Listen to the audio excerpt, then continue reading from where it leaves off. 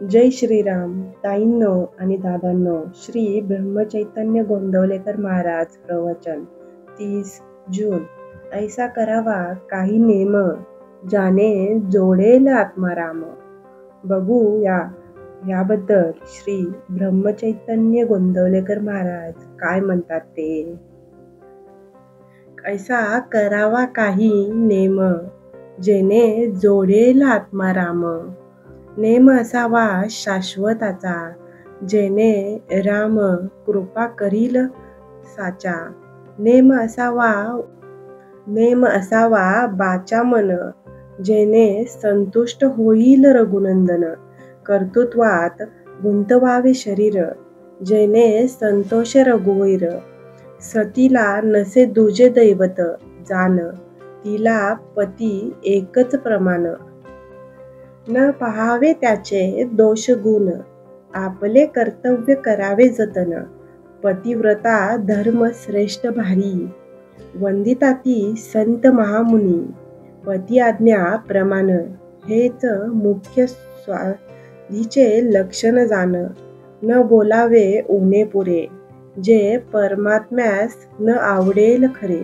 संतती व संपत्ती भगवान कृपेने ज्याची प्राप्ती, त्याचे करावे रक्षण. परंतु न गुंतू द्यावे मन, जे आवडेल पतीला पाही, तो आपला धर्मच राही. मनाने करावे भगवंताचे स्मरण, जेने चुकेल जन्म मरण. अखंड राखावे समाधान, चुकून द्यावे अनुसंधान. काया गुंतवावी प्रपंचात, मन असावे रघुनाथात. प्रपंचात राखावी खबरदारी, मन लावावे रामावरी. त्याचा राम होईल दाता, न करावी कशाची चिंता. मुखी असावे नामस्मरण, हृदयात भगवंताच्या अस्तित्वाची जाण.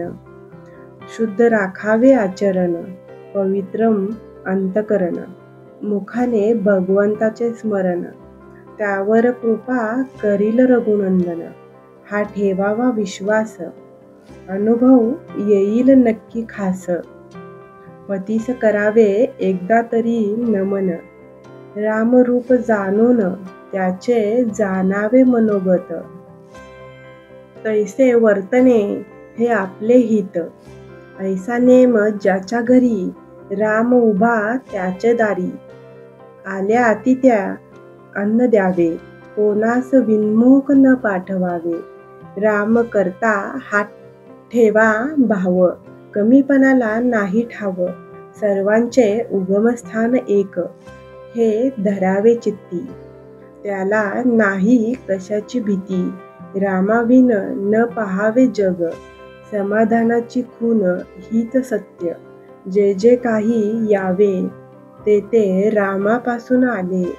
हा ठेवावा भाव, साक्षीत्वाने देहाचा प्रपंच पाहावा. अंतरी रघुनाथ भजावा, देहाची गती प्राख्याचे हाती. ऐसे शास्त्रे संगती, परी न येई हे भित्ती. एकच जगती माझा रघुपती, मुखाने घ्यावे रामनाम. हृदयी परमात्माचे प्रेम, वाहून दुजा न करावा विचार. हा ठेवावा निर्धार, चातुर्मासात करावी सुरुवात. अखंड चालवावा हा हेत, थोडा नेम सांगतो काही. तो करुनिया पाही, घ्यावे भगवंताचे नाम. खात पीत करीत असता काम, होईल तेवढे करावे जतन.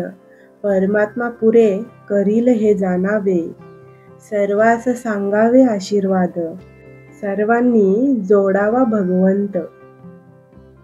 बोधवाक्य, मागणे तुम्हा एकच पाही. नामा वाचून दूर कधी न राही. प्रवचनाच्या शेवटी आपण सर्वांनी मिळून श्रीरामाच्या नामाचा जप करूया 11 वेळा. श्रीराम जय जय राम, श्रीराम जय जय राम, श्रीराम जय जय राम, श्रीराम जय जय राम, श्रीराम जय जय राम, श्रीराम जय जय राम, श्रीराम जय जय राम, श्रीराम जय जय राम, श्रीराम जय जय राम, श्रीराम जय जय राम, श्रीराम जय जय राम. श्रीरामाच्या चरणी नमन करून मी आजच्या प्रवचनाचा शेवट करते. धन्यवाद.